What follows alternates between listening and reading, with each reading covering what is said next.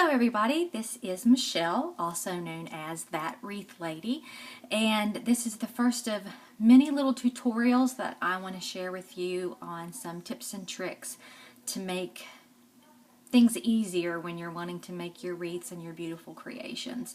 The first thing that we're going to talk about today is ribbon and mesh.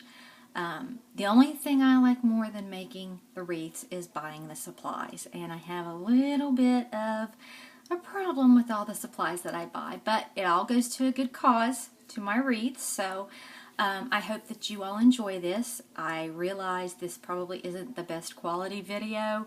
It's not going to have the bells and the whistles and the music. I'll progressively get there, I think. But right now I just want to help you out a little bit. I have a Facebook group for beginning wreathers. It's called Wreaths, Tips, Tricks, Finds, and Friends. Try to say that 3 times really fast. And also you could go onto Facebook under That Wreath Lady and look at some of the creations that I have. And I also have a webpage, thatwreathlady.com. So let's get started.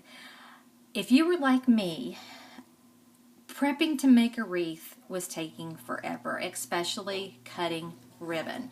I would, and I'm sure you all know these, use a ruler or a tape measure and cut each piece of ribbon separately.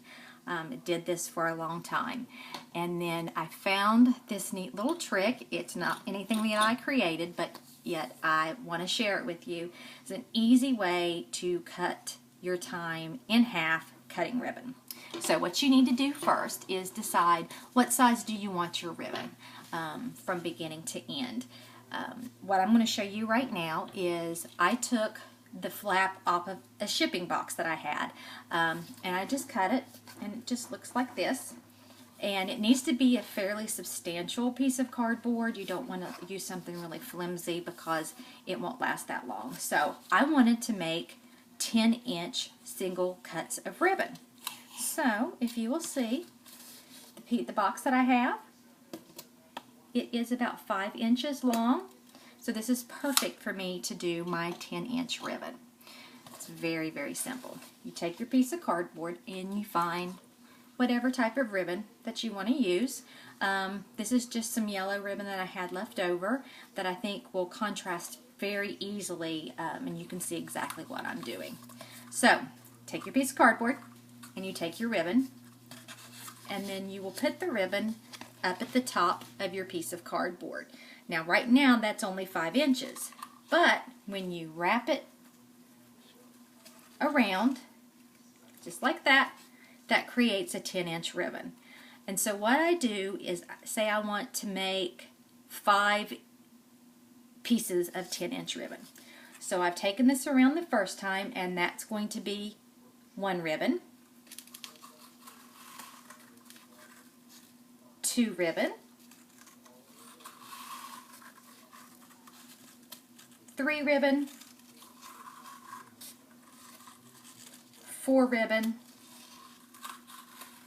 and 5 ribbon. So this is what it looks like. Now I'm going to take my scissors, and something else I wanted to share with you that I should have said beforehand. It is very important, I think, to have separate cutting pieces, cutting utensils, depending upon the different mediums that you're going to be working with. For ribbon, I have 1 pair of scissors that completely only goes to my ribbon. Your scissors need to be sharp. If you're cutting cardboard and mesh and burlap and your ribbons, a lot of times you're not going to get a clean cut. So have a specific scissor just for your ribbon. So with that being said, take us back. I'm a little ADHD, so sorry. So we're going to take it back to here, and I'm just going to cut the top part of this ribbon off. Right here. And then I'm just going to make a little cut there and put my spool of ribbon away. And this is what you've got, the top of the ribbon, okay? And then I'm going to take my ribbon scissors and just slide it in between the cardboard and the ribbon. Just like that. And then cutting. And once I take it off of the cardboard, I have individual pieces of 10-inch ribbon that I did not have to measure one at a time. Nice, all the same size and length, and I didn't have to spend all that time measuring. Now once you get this, also a little trick is you can put them in little groups and bend them over and just dovetail the ends. Dovetailing the ends of your ribbon gives it a beautiful finished look. And there you go. Now this doesn't just work only with ribbon. And I found this out because I was playing around with it. Again, if you're working with Deco mesh, and if you're doing a ruffle method or wanting to add some Deco mesh streamers or whatever to your wreath, you can also use this for some of the Deco mesh. I'm just going to continue to use my little piece of cardboard that is 5 inches.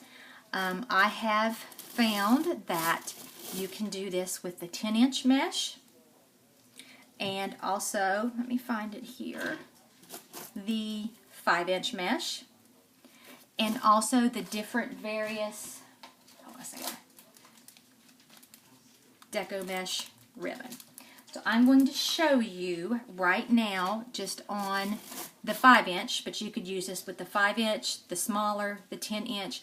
The 21-inch would be a little difficult to do, and I usually use 21-inch for the poof method, but I'm sure you could switch this around and use it for the bigger rolls of mesh. So let me roll this back up because I was playing with it earlier.